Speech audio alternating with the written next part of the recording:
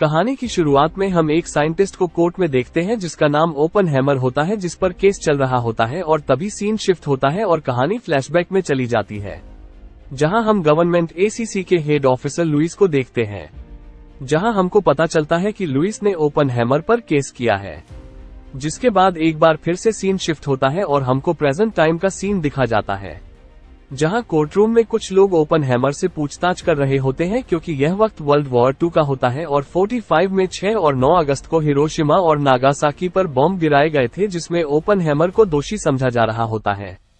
तो अब सवाल ये है कि क्या उनको सिक्योरिटी क्लियरेंस मिल पाएगा, जिस पर ओपनहेमर अपने बारे में सब कुछ शुरुआत से बताने लगते हैं कि उन्होंने फिजिक्स में पीएचडी जर्मनी से की थी। और तभी कहानी शिफ्ट होती है और हमें उनके कॉलेज का सीन दिखाया जाता है, जहां जब टीचर उनको पढ़ा रहे होते हैं तो उनका ध्यान कहीं और होता है। उनके दिमाग में बस एटॉमिक एनर्जी घूम रही होती है। उनका मानना था कि वो एटॉमिक एनर्जी को अंदर से फील कर सकते हैं। ऐसे ही केमिस्ट्री क्लास में एक दिन काम करते वक्त उनसे गलती से एक कांच की बोतल टूट जाती है। टीचर उनको क्लास में रोकने की पनिशमेंट दे देते हैं, पर उसी दिन नील बोर नाम के एक फेमस फिजिसिस्ट का लेक्चर होने वाला था, जिसको ओपनहेमर मिस नहीं करना चाहता था, पर सजा के चलते उनको आज क्लास में ही रुकना था, जिस वजह से ओपनहेमर को बेहद गुस्सा आता है। वो अपने टीचर के एप्पल में पॉइजन को इंजेक्ट करके नील बोर के लेक्चर को अटेंड करने के लिए चला जाता है। और जब नील बोर का लेक्चर खत्म होता है तो वो वहां बैठी ऑडियंस से ये कहता है कि अगर आपको कोई सवाल है तो आप मुझसे पूछ सकते हैं। जिस पर मौका पाते ही ओपनहेमर उनसे एक क्वेश्चन पूछता है जो एटॉमिक एनर्जी से रिलेटेड होता है। जिसके अगले ही दिन नील बोर ओपनहेमर के कॉलेज पहुंच जाता है, जहां वो ओपनहेमर की बहुत तारीफ करते हैं, क्योंकि नील बोर ओपनहेमर के एटम के बारे में नॉलेज और इंटरेस्ट से बहुत ज्यादा प्रभावित हुए थे। साथ ही वो वहां ओपनहेमर से कहते हैं कि तुम्हारा दिमाग बहुत शार्प है, पर तुम्हें अपनी थ्योरी पर और ज्यादा ध्यान देने की जरूरत है। जिधर नील बोर ओपनहेमर को एक कॉलेज का नाम बताते हुए कहते हैं कि वहां तुम्हें लॉरेंस नाम का एक आदमी मिलेगा जो तुम्हारी थ्योरी में मदद करेगा। जिसके बाद सीन एक बार फिर से शिफ्ट होता है और कहानी प्रेजेंट डे में दिखाई जाती है। जॉन लुइस से ओपनहेमर के बारे में पूछा जाता है। वो कोर्ट में ये बताता है कि उनकी मुलाकात फोर्ट सेवेन में हुई थी और तब तक ओपनहेमर काफी फेमस हो चुका था। लुइस खुद ओपनहेमर को इसी डिपार्टमेंट का काम संभालने को कहते हैं और उनको सब चीजों के बारे में बताते हैं, जहां पर हम आइंस्टाइन को भी देखते हैं। जिसके बाद लुइस और ओपनहेमर के बीच में कुछ बातें होती हैं, जहां लुइस ओपनहेमर से इसी डिपार्टमेंट के काम को संभालने के लिए कहते हैं। असल में इसी डिपार्टमेंट ओपनहेमर के मैनहट्टन प्रोजेक्ट के बाद का नया हाइड्रोजन बम बनाने का प्रोजेक्ट था और ओपनहेमर पहले भी न्यूक्लियर बॉम्ब बनाने वाली टीम को लीड कर चुके थे। लुइस उसको ये काम देना चाहता था, पर ओपनहेमर लुइस को इस काम को करने से इनकार कर देता है और तब से लुइस और ओपनहेमर के बीच रिश्तों में दरार पड़ने लगती है। तब लुइस उस पर केस कर देता है। वो हर हालत में ओपनहेमर को सबक सिखाना चाहता था, वो उसको बदनाम करना चाहता था। जिसके बाद ओपनहेमर से भी कुछ सवाल जवाब किए जाते हैं, जिस पर ओपनहेमर अपने आगे की कहानी उनको सुनाता है कि अपनी स्टडीज कंप्लीट करने के बाद वो यूनिवर्सिटी ऑफ कैलिफोर्निया में टीचर की जॉब करने लगा, जहां पर उसकी मुलाकात लॉरेंस से हुई, जिसके बारे में नील बोर ने ओपनहेमर को बताया था। फिर वो दोनों काफी अच्छे दोस्त बन गए थे। जिसके बाद हमको आगे दिखाया जाता है कि ओपनहेमर एक कम्युनिस्ट पार्टी में जाते हैं, जहां पर उनकी मुलाकात जीन नाम की एक लेडी से होती है जो कि कम्युनिस्ट है। उनके बीच में वहां पर कुछ बातें होती हैं और उन दोनों की सोच और विचार एक जैसे होते हैं, जिससे वो दोनों एक दूसरे के करीब आ जाते हैं और इंटीमेट होने लगते हैं। इसी दौरान ओपनहेमर वहां पर रखी बुक को पढ़ने लगता है, जो संस्कृत में लिखी होती है, जो कि भगवद गीता है, जिसमें लिखा था कि अब मैं मृत्यु बन चुका हूँ, विनाश का कारण भी मैं हूँ, सब अंत मुझसे ही होगा। जिसके कुछ दिनों बाद ओपनहेमर लॉरेंस से मिलता है, जो एटॉमिक बॉम्ब पर फिजिकल एक्सपेरिमेंट कर रहा था, जहां एक तरफ ओपनहेमर की थ्योरी गलत साबित हो रही थी, वहीं दूसरी ओर ओपनहेमर के फिजिकल एक्सपेरिमेंट्स कामयाब हो रहे थे। जिसके साथ ओपनहेमर अपनी रिसर्च को जारी रखता है। उसे समझ आ जाता है कि एटम के टुकड़े और उनके पार्टिकल्स का फ्यूजन करके किसी भी तरह का बॉम्ब बनाना पॉसिबल है। और ऐसे ही देखते देखते ओपनहेमर अमेरिकन साइंटिस्ट के बीच में अपनी रिसर्च के दम पर फेमस हो जाता है। अब कुछ साल बीत जाते हैं और एक दिन ओपनहेमर की मुलाकात किटी नाम की लेडी से होती है, जहां किटी ओपनहेमर की एटॉमिक थ्योरी से काफी ज्यादा इम्प्रेस हो जाती है। उनके बीच रिलेशन बनने लगता है। हालांकि किटी पहले भी 2 बार शादी कर चुकी है, पर ओपनहेमर और किटी के बीच में प्यार बढ़ने लगता है। वो शादी कर लेते हैं। वहीं हम ओपनहेमर को जीन के साथ भी देखते हैं, जिसके साथ वो पहले से रिलेशन में था, जिधर जीन ओपनहेमर से उसके साथ रहने को कहती है, क्योंकि उस वक्त जीन की हालत ठीक नहीं होती है। वो मेंटली अनस्टेबल हो चुकी है और उसकी कंडीशन खराब है। पर ओपनहेमर जीन से ये कहता है कि अब उसकी शादी हो चुकी है और वो जीन के साथ नहीं रह सकता, इसीलिए वो जीन से ब्रेकअप कर लेता है। जिसके कुछ सालों बाद अचानक से ओपनहेमर के ऑफिस में यूएस जनरल लेस्ली ग्रोस आ जाते हैं, जो उसको बताते हैं कि उन्होंने ओपनहेमर की बहुत तारीफ सुनी है और वो यहाँ पर उससे एक प्रोजेक्ट के सिलसिले में मिलने आए हैं, क्योंकि उनको पता चला है कि रशिया भी एटॉमिक एनर्जी और एटॉमिक बॉम्ब बनाने पर काम कर रहा है, और अगर उन्होंने हमसे पहले एटम बम बना लिया तो वो कुछ भी कर सकते हैं, जिसके बाद महाविनाश होना तय होगा। इसीलिए मैं चाहता हूँ कि तुम अमेरिका के लिए एटॉमिक बॉम्ब बनाओ, जिसके लिए ओपनहेमर मान जाता है। पर अब इस काम के लिए उन्हें काफी सारा पैसा, एक बहुत बड़ी जगह और एक बेहतरीन साइंटिस्ट टीम की जरूरत थी, जिसमें उनको 3-4 साल का समय लगने वाला था। अब उनके पास साइंटिस्ट की एक पूरी टीम थी और उन्होंने लॉस अलामोस नाम की जगह पर एटॉमिक बॉम्ब बनाने का काम शुरू कर दिया। ऐसे कुछ महीने बीत जाते हैं, जहां एक दिन एडवर्ड टेलर नाम का साइंटिस्ट अपनी इक्वेशन की थ्योरीज लेकर उसके पास आता है और उनको बताता है कि अगर एटॉमिक एनर्जी के अंदर जरा भी गलती होती है तो वहां एक ब्लैक होल क्रिएट हो सकता है, जो अपने आसपास की सभी चीजों को अपने अंदर एब्जॉर्ब कर लेगा, जिससे इतनी बड़ी तबाही होगी कि सब कुछ तबाह हो जाएगा। तभी ओपनहेमर इस बात का पता लगाने एल्बर्ट आइंस्टाइन के पास पहुंच जाते हैं। ओपनहेमर आइंस्टाइन को वो थ्योरी दिखाता है, जिस पर आइंस्टाइन भी वही बात करते हैं कि अगर तबाही हुई तो बहुत बड़े पैमाने पर होगी, जिससे दुनिया भी तबाह हो सकती है। जिसके बाद कहानी शिफ्ट होती है और हमको प्रेजेंट टाइम में कोर्ट का सीन दिखाया जाता है, जहां सब बातें कर रहे होते हैं। वहीं पर लेजली से ओपनहेमर के बारे में पूछा जाता है। वह बताता है कि ओपनहेमर अपने देश के प्रति पूरी तरह से वफादार है।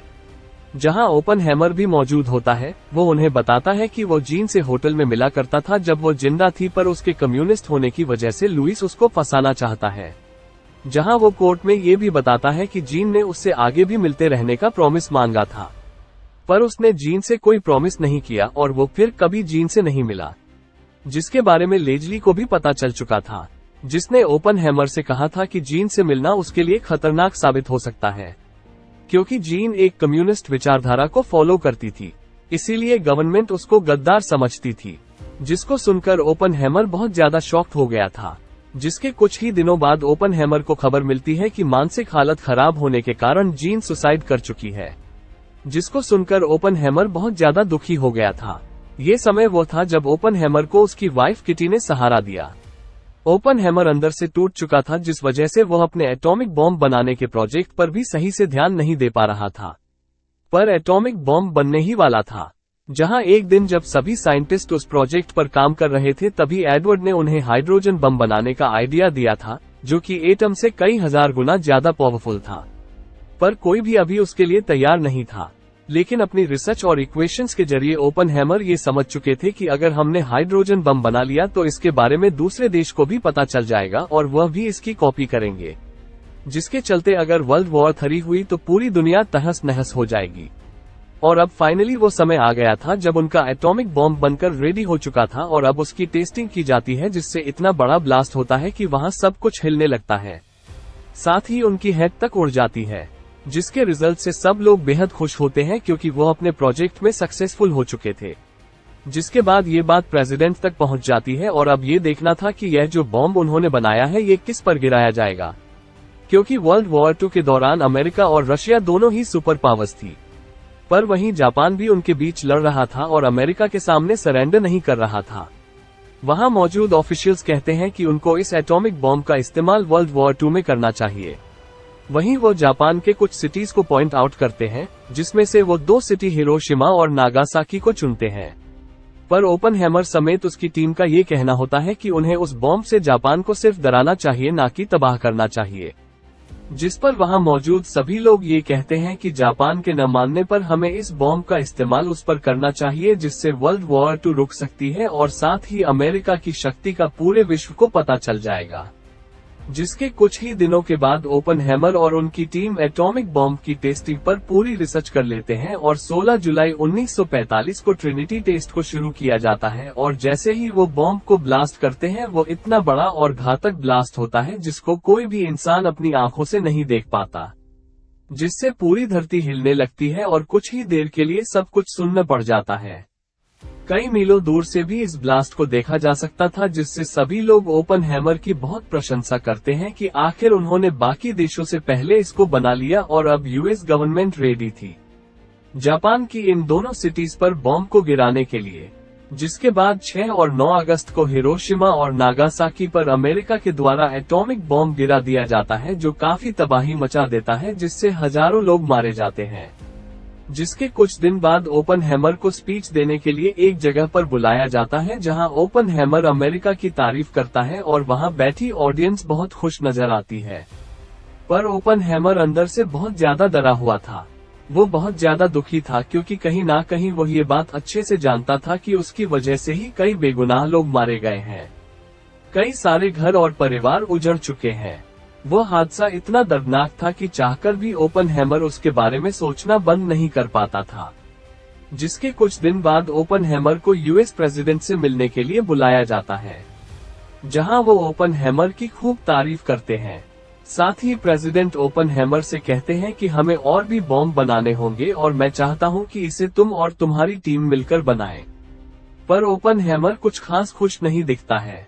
वो प्रेसिडेंट से कहता है कि भले ही हमने जीत हासिल कर ली हो और वर्ल्ड वॉर तो खत्म हो गई हो, पर अब हमें इसको यहीं रोक देना चाहिए, क्योंकि बॉम्ब बनाने की होड़ में बाकी सभी देशों से झगड़ा होना संभव है, और अगर ऐसा हुआ तो इस बार लाखों नहीं करोड़ों लोग मारे जाएंगे, जिसका दोषी मैं खुद को मानता रहूंगा। जिस पर प्रेसिडेंट उससे कहते हैं कि तुम ऐसा बिल्कुल मत सोचो, क्योंकि तुमने बस अपना काम किया है, तुमने बॉम्ब नहीं गिराया, बॉम्ब मैंने गिराया है, तो दोषी मैं हुआ ना कि तुम। इसीलिए आगे भी बॉम्ब बनाने का काम चलता रहना चाहिए। जिसके बाद कहानी शिफ्ट होती है और हमें प्रेजेंट का सीन दिखाया जाता है, जहां कोर्टरूम में मौजूद सभी साइंटिस्ट, पुलिस ऑफिसर्स और लॉयर्स इस बारे में बातें करने लगते हैं कि आखिर कौन कौन इस प्रोजेक्ट में कैसे कैसे जुड़ा हुआ था। और तब हमको पता चलता है कि लुइस ने ही ऐसी सिचुएशन क्रिएट की जिससे ओपनहेमर पर इतना प्रेशर पड़ा कि वो एक ऐसा वेपन बना दे जिससे तबाही होना तय था। और लुइस ने ऐसा इसलिए किया क्योंकि वो ओपनहेमर से बदला लेना चाहता था, क्योंकि कई बार ओपनहेमर की वजह से उसको बेइज्जती का सामना करना पड़ा। और जब कोर्ट में इससे बातें हो रही होती हैं और ओपनहेमर पर ये सब इल्जाम लगाए जा रहे होते हैं, तभी ओपनहेमर की वाइफ किटी वहां पर आ जाती है, जो सबको बता देती है कि यह सब साजिश लुइस स्ट्रॉस की है। और अंत में ओपनहेमर को सिक्योरिटी क्लियरेंस मिल जाता है, उस पर लगे सभी इल्जाम हट जाते हैं। जिसके बाद कहानी के अंत में वही सीन दिखाया जाता है जब अल्बर्ट आइंस्टाइन और ओपनहेमर के बीच में कुछ बातें होती हैं, और यह वो वक्त होता है जब ओपनहेमर ने आइंस्टाइन को हाइड्रोजन बॉम्बिंग की इक्वेशन दिखाई थी, जो ओपनहेमर से ये कहता है कि यह तबाही का एक बहुत बड़ा रूप ले सकती है, तो तुम कोशिश करना कि यह सब रुक जाए। जिस पर ओपनहेमर एल्बर्ट आइंस्टाइन से कहता है कि जब मैं आपके पास यह इक्वेशन लेकर आया था, तब हम दोनों को पता था कि इससे दुनिया तबाह हो सकती है। जिस पर आइंस्टाइन हाँ में जवाब देते हैं और वहां से चले जाते हैं। असल में ओपनहाइमर को पहले ही पता चल चुका था कि हाइड्रोजन पावर भी अस्तित्व में आएगी। साथ ही में वो ये भी जानता था कि अगर वो अस्तित्व में आए तो दुनिया तबाह हो सकती है। और तभी ओपनहेमर को यह महसूस होने लगा था कि वो एक प्लेन में है और खुद ही इस दुनिया को तबाह कर रहा है। जिसके साथ यह फिल्म यहाँ पर खत्म हो जाती है। कृपया चैनल को सब्सक्राइब करें और वीडियो को लाइक करें और हमारे नए वीडियो तक पहुँचने के लिए बेल आइकन दबाएं।